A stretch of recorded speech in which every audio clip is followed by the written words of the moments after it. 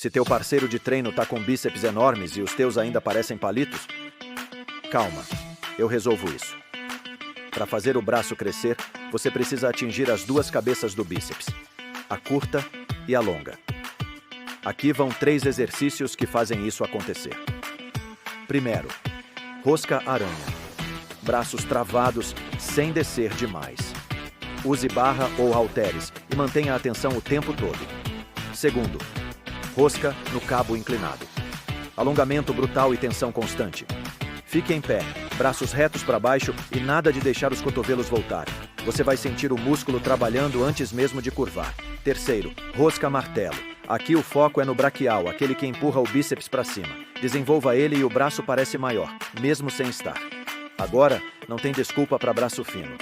Baixe o BFit e aprenda a treinar de verdade.